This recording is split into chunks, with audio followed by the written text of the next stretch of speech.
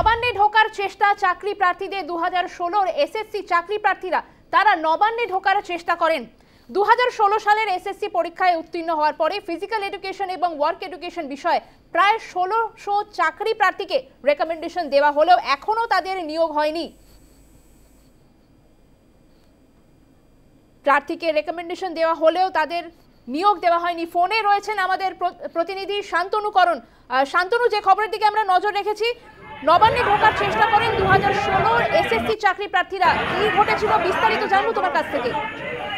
মূলত যেটা আমরা জানতে পারছি যে 2016 সালে যে এসএসসি পরীক্ষা হয় তাতে উত্তীর্ণ হওয়ার পর 1600 চাকরি প্রার্থীকে রেকমেন্ডেশন দেওয়া হয়েছিল, যেখানে ওয়ার্ক এডুকেশন এবং ফিজিক্যাল এডুকেশন এই দুটো বিষয়ে নিয়োগের খুব প্রয়োজনীয়তা ছিল, বিশেষ করে কোভিড পিরিয়ডে। সেই কারণেই তাদের রেকমেন্ডেশন দেওয়া হয় যে এদের নিয়োগ করতে হবে। কিন্তু যারা আন্দোলনকারী আজকে নবান্নর সামনে ডেপুটেশন দিচ্ছিলেন, তাদের বক্তব্য যে তারা রেকমেন্ডেশন পাওয়ার পরেও এখনো তাদের কোনো নিয়োগ হয়নি।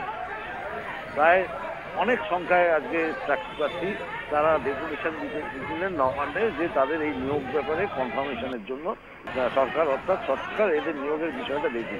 কিন্তু পুলিশের বাধার মুখে পড়ে নবান্ন রজতে তাদের আটকে দেয় পুলিশ।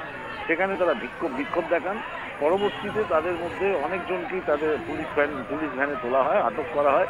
পুলিশ সূত্রে যেটা জানা গেছে যে 19 জনকে আটক করে এখনো পর্যন্ত শিবপুর থানায় তাদের নিয়ে এসে আটক রাখা হচ্ছে এবং পরবর্তীতে তাদের হয়তো ছেড়েও দেওয়া হবে, কিন্তু এখনো পর্যন্ত তাদের আটকে রাখা হয়েছে। মূল যেটা অভিযোগ যে তাদের রেকমেন্ডেশন পাওয়ার পরেও এখনো তারা নিয়োগ পেলেন না 2025 সালে, যেখানে 2016 সালে উত্তীর্ণ হওয়ার পর রেকমেন্ডেশন পেয়ে কোভিড পিরিয়ডে প্রয়োজন ছিল, যেখানে ওয়ার্ক এডুকেশন এবং ফিজিক্যাল এডুকেশনের শিক্ষক নেই, সেখানে নিয়োগ করতেই হবে, এই ডিমান্ডটা ছিল এবং এই চাহিদাটাও ছিল।